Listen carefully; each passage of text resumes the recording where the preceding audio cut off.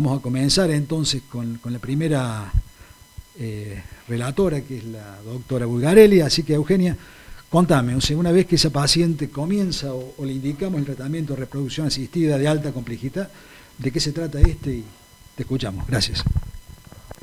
Bueno, gracias por la presentación. Buenas tardes a todos. Yo voy a hablar un poco de lo que es el tratamiento de reproducción asistida de alta complejidad. Primero vamos a hacer una revisión de cómo llegaron estos tratamientos hasta la actualidad. El primer nacimiento fue en 1978 en Inglaterra, fue por FIP, por los ginecólogos Stephon y el biólogo Edwards.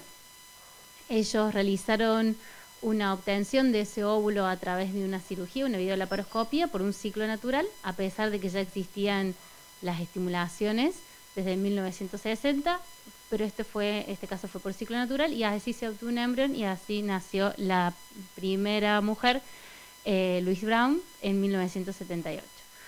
Luego, en 1981, el doctor Lenz publicó la primera recuperación ovocitaria a través de aspiración percutánea guiado por ecografía, que es la técnica que se utiliza actualmente. En 1992 apareció el ICSI, que fue otro gran hito en la fertilidad, que es la inseminación intracitoplasmática de semen. Y eso prácticamente ya ha desplazado a las otras técnicas actualmente. Y en 1983 se publicó por primera vez la criopreservación de embriones humanos. Bueno, ¿en qué casos se indica esta técnica de alta complejidad? Principalmente es factores tubarios bilaterales, endometriosis, fallos de inseminaciones intrauterinas, luego de 3 intentos ya se puede indicar una alta complejidad. Factor masculino insuficiente para una inseminación, como una oligospermia, una astenospermia o terastospermia. Esterilidad de origen desconocido, pacientes de edad materna avanzada con fallo ovárico o disminución de la reserva ovárica. En los casos en que es necesario realizar un diagnóstico genético preimplantación y cuando se necesita hacer una fecundación tras la congelación de ovocitos, en los casos de pacientes oncológicas o pacientes que hayan criopreservado sus ovocitos para una maternidad futura. Bueno, el tratamiento de reproducción asistida de alta complejidad tiene como dos grupos, digamos, dos etapas. La estimulación ovárica y la técnica de reproducción asistida. Primero vamos a hablar de la estimulación ovárica. ¿En qué consiste? Consiste en dar una medicación inyectable o vía oral para hacer crecer los folículos, que son una estructura que tienen nuestros ovarios, que es donde están los óvulos. Entonces, de esa manera se hace una hiperestimulación para obtener mayor número de óvulos, a diferencia de la baja complejidad o del ciclo natural, que solamente crece un folículo. Y esto se hace guiado con ecografías para ajustar la dosis de la medicación y la droga indicada. Vamos a hablar un poquito, simplemente nombrar la medicación que existe para los tratamientos. La principal, o una de las primeras que se usa, es el análogo de GnRH. Esta es una medicación que bloquea el funcionamiento de la hipófisis principalmente para poder realizar una estimulación controlada y evitar una ovulación prematura. Hay dos grupos, según su estructura se clasifican en agonistas y antagonistas. Los agonistas se unen al receptor de la hipófisis y producen una liberación de gonadotrófinas que se llama flare-up. En cambio, los antagonistas producen un bloqueo inmediato de la hipófisis. Las hormonas más importantes son las gonadotrofinas, que son las que hacen crecer los folículos del ovario. Hay dos tipos de gonadotrofinas, una es la FSH, que es la hormona folículo estimulante, y la otra es la LH, que es la hormona luteinizante. Hay fármacos que son de FSH, como por ejemplo, un nombre de medicación es la folitropina... No, está bien, está bien. Folitropina alfa, que es el Gonal, y la folitropina beta, que es el Puregon, y colifrolitropina alfa, que es el Elomba, y después hay otros nombres comerciales más. Dentro de las que tienen LH, hay una medicación que se llama Pergoveris, que tiene LH y FSH. Otra hormona para estimular los ovarios es la hormona gonadotropina menopáusica humana, que es la menotropina, que es un extracto altamente purificado de la orina de mujeres posmenopáusicas. Con esta medicación, que son inyectables, se produce el crecimiento de folículos.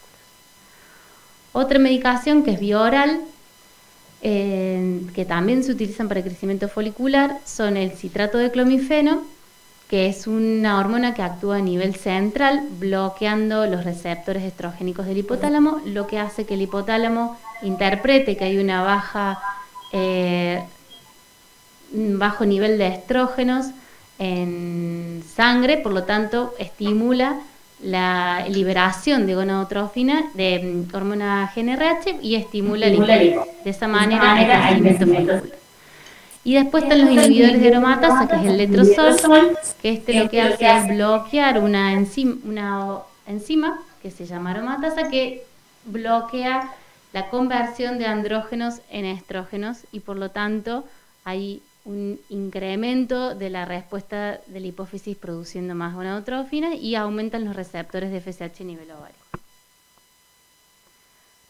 La última medicación que se utiliza, que después vamos a ver bien el tema de los protocolos, es la hormona gonadotropina coriónica humana, que simula el pico de LH, que hace que se produzca en la última maduración de los óvulos y el desprendimiento de ese óvulo dentro del líquido folicular, para que cuando nosotros a las 36 horas lo aspiremos podamos obtener ese ovocito. Y los nombres comerciales son Ovidrel y Gonacor. Bueno, luego de colocar esa medicación se hace la punción se hace guiada ecográficamente. Como vemos ahí en el gráfico, se observa un transductor en el cual tiene una guía, por lo cual se pasa la aguja, y guiado ecográficamente con esa aguja se punzan los folículos para la extracción de los ovocitos.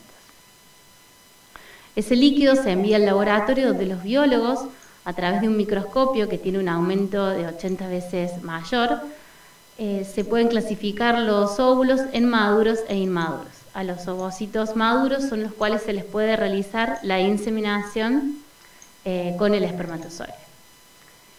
Mientras la paciente se le está realizando la punción folicular, la pareja trae la muestra de semen, el semen se lo capacita, es decir, se selecciona el semen que es móvil, viable, y se lo coloca en medio de cultivo para que termine de capacitarse, que se llama, que es que tome las características para poder inseminar. Hay dos técnicas, como lo dijimos anteriormente. La primera que surgió es la fertilización in vitro convencional. En esa consiste en poner un medio de cultivo con miles de espermatozoides y se coloca un ovocito maduro en cada gota de medio de cultivo. Y la penetración del espermatozoide dentro del óvulo se produce de manera natural por el propio espermatozoide. Y la otra forma de inseminarlos es con el ICSI, que es con es la inyección intracitoplasmática del espermatozoide, en el cual se obtiene un espermatozoide vivo, no hace falta que tenga mucha movilidad, y se coloca dentro del óvulo, ¿sí? A través de un microscopio que tiene un micromanipulador que permite realizar esa técnica. Luego, esos embriones se cultivan en unas incubadoras que simulan el ambiente uterino. Tienen baja concentración de oxígeno y alta concentración de dióxido de carbono, y están a una temperatura de 37 grados, con unos medios de cultivos que le permiten la nutrición de ese embrión. Los embriones, luego de la fertilización, luego de la inseminación mediante ICSI-FIP, al día siguiente observamos si hay una fertilización. En la primera imagen podemos ver que hay un ovocito que tiene adentro dos pronúcleos, que son como dos bolitas, que es un óvulo que ha fertilizado. Luego los embriones los vamos viendo día a día cómo van evolucionando. El día 2 tienen entre 2 y 4 células, el día 8 tiene 8 células, el día 4 tienen más de 16 células, y eso se llama mórula, y el día 5 o 6 cambia de estadio y forma lo que se llama un blastocisto, que es como una pelota hueca con líquido en su interior, con células alrededor y un grupo celular en el medio que va a dar lo que es el embrión propiamente dicho. Una vez que tenemos el embrión listo para transferir, se hace la transferencia embrionaria, que también se hace guiado ecográficamente, Se coloca una espécula y con una cánula se ingresa por el cuello uterino y bajo guía ecográfica se deposita el embrión dentro de la cavidad uterina. La implantación de ese embrión es el proceso natural, lo único natural de todo esto, que el embrión debe buscar implantarse, y eso depende de la calidad del embrión y su genética. Bueno, y a los 15 días de ahí se hace el análisis de sangre para ver si ha logrado un embarazo la paciente o no. Bien, Eugenia. Bueno, muchas gracias, muy clara y realmente muy buena tu charla.